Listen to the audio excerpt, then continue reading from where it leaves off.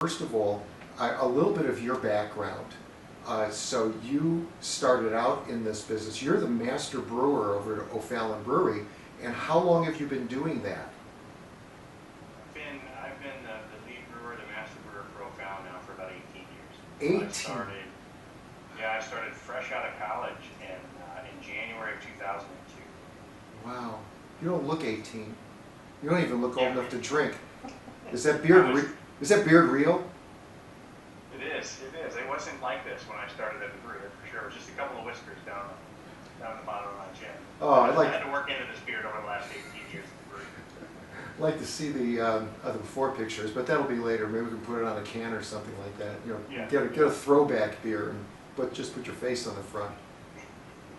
Another 20 years and I'll have some gray in here. I'm hoping that I'll last a little longer before it starts to come in, but I'll wear it proud when it does. It will. You'll get there. You'll get there. I had a mustache for 40 years, and yeah, I remember you mentioned it, yeah, that's all right. Anyway, so you basically came out of college and went right to O'Fallon. I did, and it was really kind of, things have changed in the last 18 years in the brewing business. And back when I got into brewing, I really didn't know, I was about halfway through college, honestly, before I really realized what I wanted to do. And so the natural progression after high school, of course, is college. Sure. And I think I spent the first 2 years changing my majors, I would say 6 or 7 times. Wow. Physical therapy and criminal justice, Oh. and computer programming. I was all over the board, just looking for something that piqued my interest. And it was about, well, I guess it was my 21st birthday. My parents bought me a homebrew kit. And my dad and I were able to brew together in the garage. We started in the kitchen, actually, until we boiled over for the first time, and then my mom kicked us out of the kitchen. So, the smell and the mess of the first batch moved us to the garage. So just the being able to find something that my dad and I could do together and learn together. I mean, he was always great at teaching me things all along the way, and we enjoyed our time together. But to be able to take brewing and both learn from it and kind of brew together was just something that I really enjoyed, and it just piqued my interest. And it was just one of those things, there are some things in life that just you happen upon and turn into passions pretty quickly. And for me, it was brewing, and it was at that moment I thought, this is what I want to do for a living. Why did I major on the business side in college? Now I got to go back to the sciences. But, so I finished my business track in marketing, and just so happened to come across the owners of O'Fallon at the time. I was working at a liquor store while putting myself through college, and the owners of the brewery came in to talk about O'Fallon Brewery, and they were just starting out. They just so happened to be looking for a brewer and a delivery driver at the same time, and I applied for both because I just wanted a foot in the door. Sure. And I was lucky enough that they were looking for somebody that didn't have a lot of experience and that could grow with the brewery and the brand. And so it was just luck and timing. And back then it was a lot easier to kind of get your foot in the door than it is now. But I just kind of happened upon the brewery, and the owners at the time gave me a chance. When did it happen, and why did you produce the beer this time? Yeah, so it's probably been about a month and a half Okay. since we've packaged the beer. And to your point, with the pandemic and everything going on, our main production had slowed down a little bit. As you mentioned, we got into hand sanitizer. We were supplementing with some hand sanitizer. But one of the things that we realized is that even with the bar being closed, we wanted to make sure we had kind of a nice selection of beer when we opened back up. And the popularity of the We Brew at the O Bar was really, really good. And so it was one of those beers that people had asked about. So we wanted to make sure, after talking to you as well, you've seen a lot of success with that beer. And so we wanted to make sure we had it on tap. So we had a window in our pilot system. Our whole goal, as you know, and as we've talked about, was to scale this up and make it available and really kind of build around it. And so we wanted to make sure that we still had that beer on tap. We knew that we couldn't make a larger batch with everything going on, so we wanted to continue to brew it and have it on tap. So we just decided we're gonna make another pilot batch for now to get us to that next step. So that was the idea. So, you have a much better technical ability to express what the beer is like. So tell me, if somebody walked in and ordered it, or if somebody came in and said, okay, this is a cool name, United We Brew, And forget the title, talk about the beer, because I remember the first time I brought in a keg of it, everybody was like, well, great idea, great concept, but if the beer sucked, it's not going to go anywhere. So talk about the beer itself. Yeah, so you make a good point. There are plenty of folks that come in and out of the brewery, and lots of home brewers and enthusiasts, and a lot of folks bring beers in for us to try and taste, get our opinion, see what we think. And some are better than others. Some are better than others, technically speaking, right? And so when you brought the beer in, we hadn't known each other for long, and I'm always up in the air on what are we going to try and what are we tasting. And I was extremely impressed by the beer that you brought in, and setting the story aside of where it came from, because that's a challenge in and of itself. Trying to replicate a beer from thousands of years ago, and we all know as brewers, probably wasn't the highest quality brew back then, right? I mean, this was kind of a happenstance sort of concoction that people stumbled upon. So the flavor profile was probably not something that in today's day and age we would like. And so those that replicate the brew, I think, as closely as they can to the absolute original, may create something that a lot of people aren't going to like. And what I loved about your take on the original recipe with Rebrew is that you took all of those ingredients and things that were used and incorporated, I think, back then, 6,000 to 10,000 years ago, and you did it in a way that expressed it in today's flavor profile. And so I think you used and had a nod to a lot of the ingredients that would have been used, but you did it in a very updated sort of way, which I thought was really creative. And so when I tasted it, I was impressed with the beer, number one, and just kind of the overall impression as a description for the beer, I would say reminded me of a Belgian style wit. So some of the spices that you're using in the beer, the coriander and the cardamom and the orange peel, it really follows along with what a Belgian wit would be spiced with. Not only with the spices that were used, but wheat was also one of those ingredients that was arguably incorporated into this first recorded recipe. And so, malted barley, a little bit of wheat, some of these spices that would have been around at the time and may have been used in place of what we now use hops for these days as a sort of bittering agent to balance that sweetness of the malt.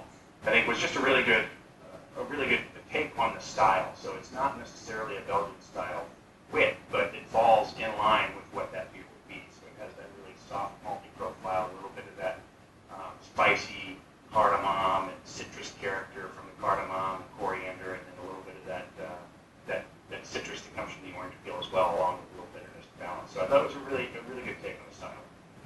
And the technique we did was different. It was sort of it looked. You had me going with the technique. That one blew me away as a brewer. And as brewers, we're always looking for new ways to do things, creative ways to do things, especially in today's day and age. But your technique, I think, was a nod to probably how it was done back then. It's not something you see a lot of these days. It's inefficient, right? And so you use more spices than I would typically use in a Belgian style wit, but you did it in a way probably to sort of recreate the recipe as opposed to trying to hit a specific flavor profile. And it just worked out really well. So your technique of adding spices to the mash, and for those that aren't familiar, right, you and I understand it, the brewing process requires mashing the grain, extracting the extract, boiling, and adding the hops, and then spicing usually comes on the back end. But you had added these spices on the front end, which typically means that those spices start to dissipate or fade throughout the brewing process. But you did it in such a way that was, I would say 3 to 4 times what you would normally add as far as spices are concerned to a brew. So it is inefficient in that way because we're using more than we would like to use. But what it did was it changed the beer by preserving those spices because of the amount that you added on the front end, but then softening them as well. So it has such a really blended, soft spice profile as opposed to being a little more separated or sharp in the finish. And I think that was the pleasant surprise that came out of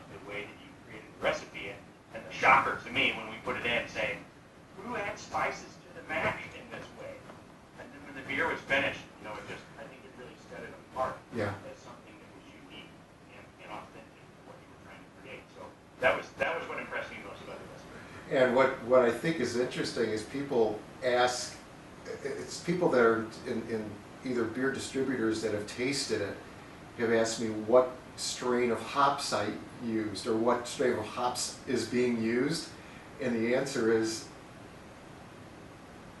Well, there really aren't many hops in the beer, right? I mean, the hops weren't around back then. Nope. So I no. think that was the least, the least amount that's discernible in this beer is any hop character, and it was really leaning on those spices to give it Yeah. that balanced bitterness. Yeah. So that's really a great a great take on it, and I don't have the ability to express that way in it. It's just see it, express it, do it, and try to follow as close as possible to what the technique may have been at that time, because none of us really know for sure, but it's just through experience and studying, etc. You try to to do that as well. So what do you think the future is for that? For the Weber product, for the Weber beer Yeah. itself. Yeah.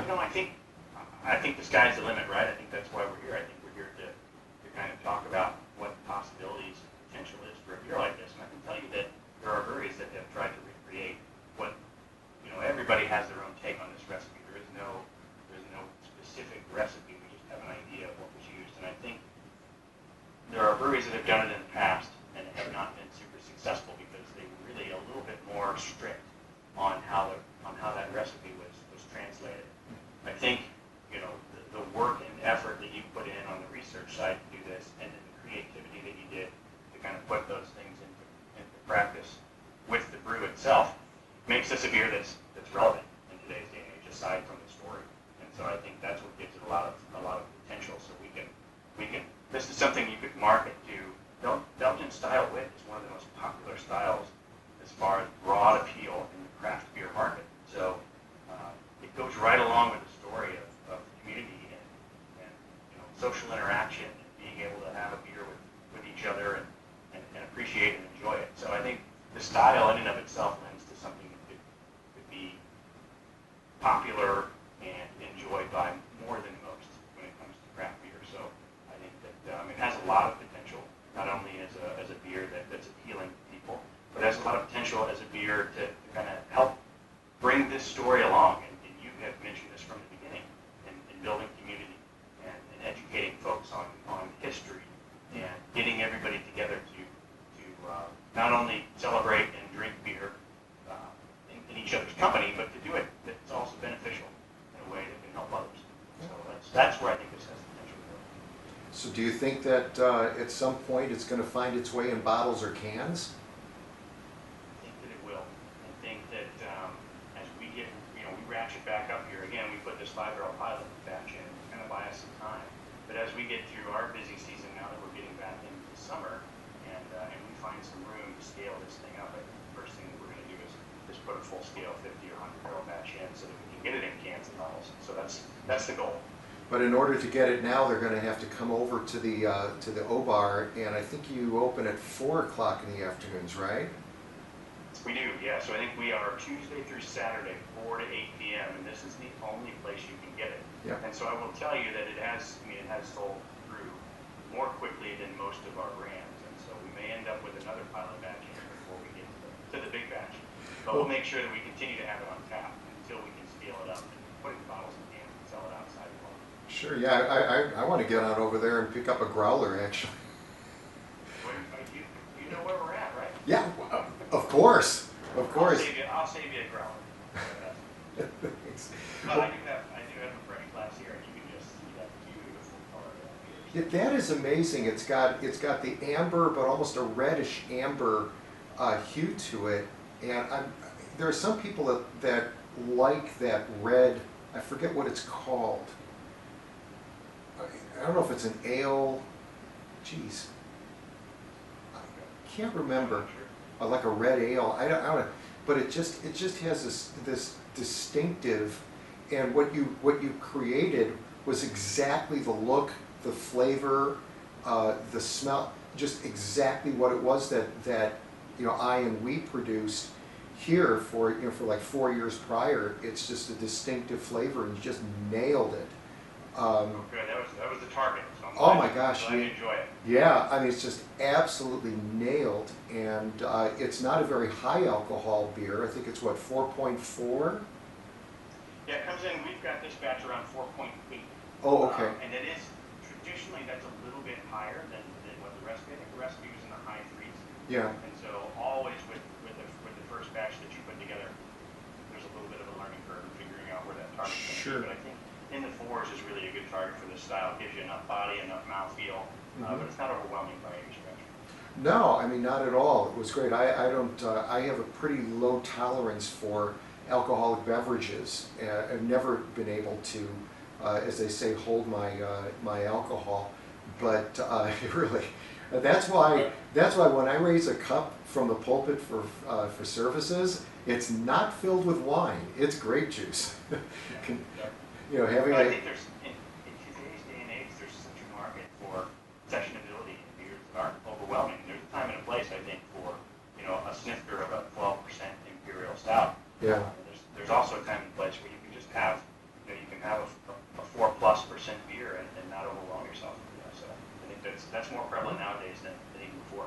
I think at some point, and I'm just really throwing a curveball at you, but I think at some point, if this does gain traction in our community, a non-alcoholic variant may not be such a bad idea, because you guys do a great job with NA beers, and especially with people using beer as a recovery drink because of what it has, its content, and extracting the alcohol and having a very healthy, health-minded recovery drink.